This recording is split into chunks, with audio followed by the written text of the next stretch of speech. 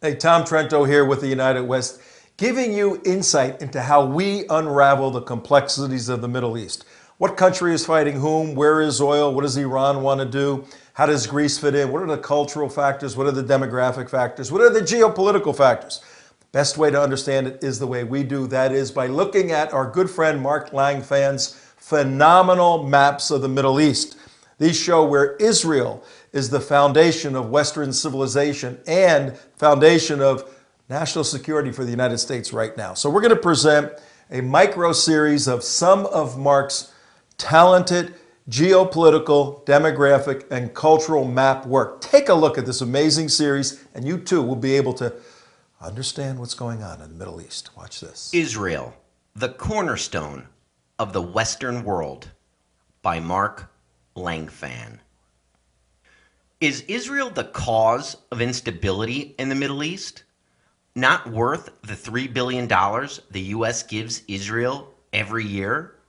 Or is Israel the cause of stability in the Middle East and the West's first and last line of defense against an Iranian Islamic tidal wave which would smash into southern Europe?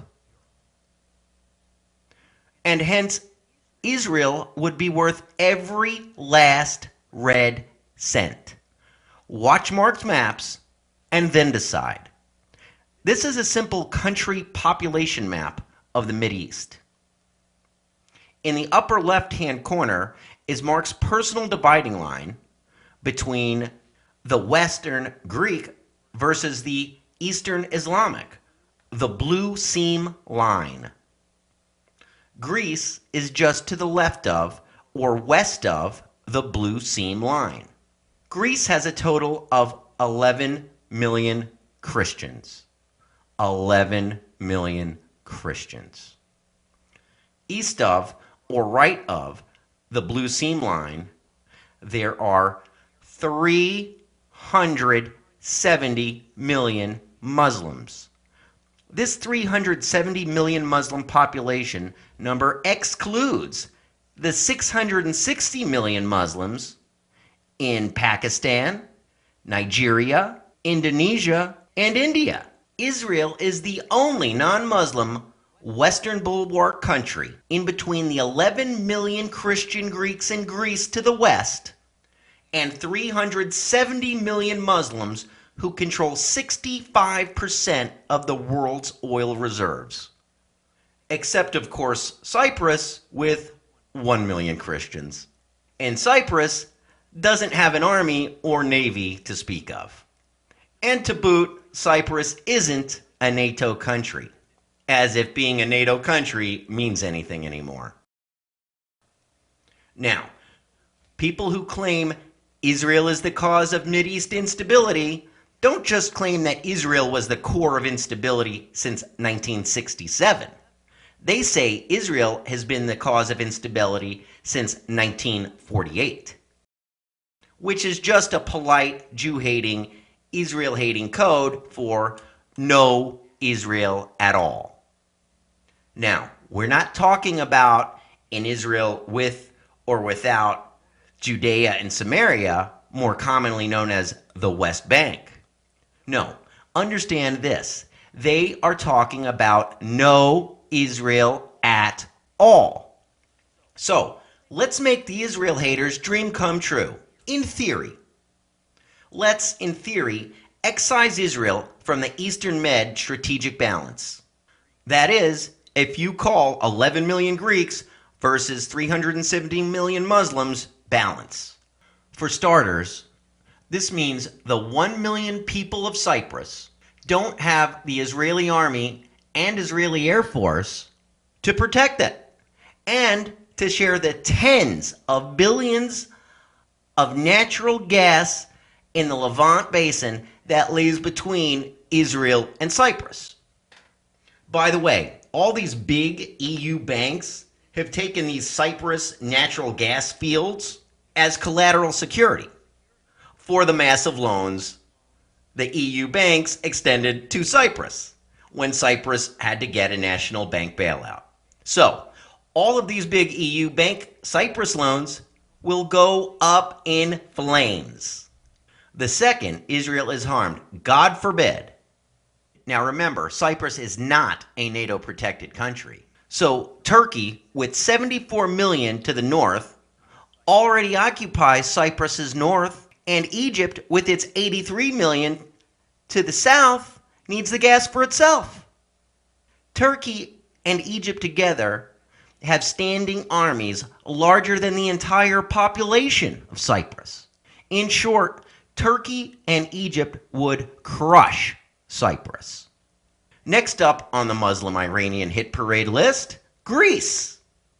You see, Iran has got a little score to settle with Greece, dating back to 331 BCE, when Alexander the Great defeated the Persians at the Battle of Gaugamela. But Greece is a NATO country. So, in reality, Israel is really protecting NATO's southern flank. And therefore, without Israel, NATO and the EU are indefensible. Indefensible. And Congress would have to budget an extra $70 to $100 billion each year in years 2 through 10 in the U.S. defense budget to fund a U.S. defense of the core NATO country called Greece against a 370 million strong nuclear-armed Iranian Muslim attack.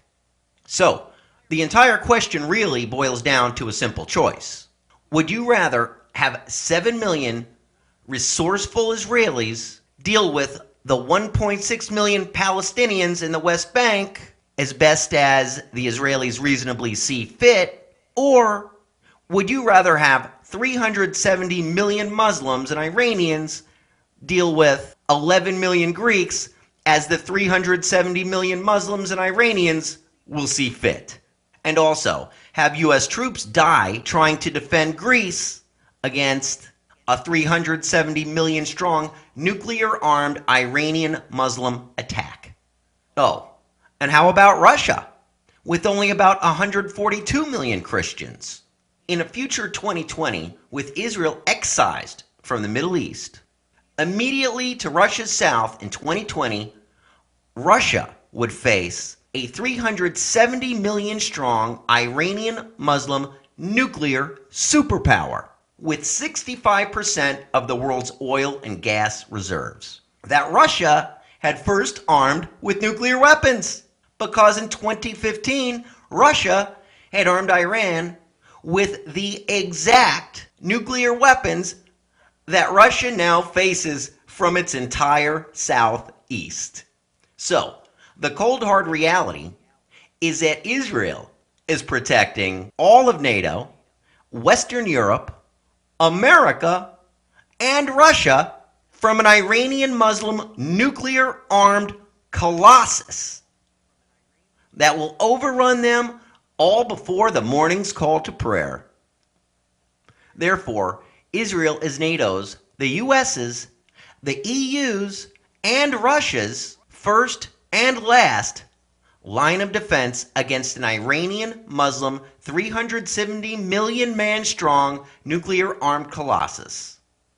In conclusion, a safe and secure Israel is not the cause of world instability and conflict, but the cornerstone of world peace and security. Israel is the very cornerstone of world peace, security, and it is a light of democracy and of freedom unto the nations.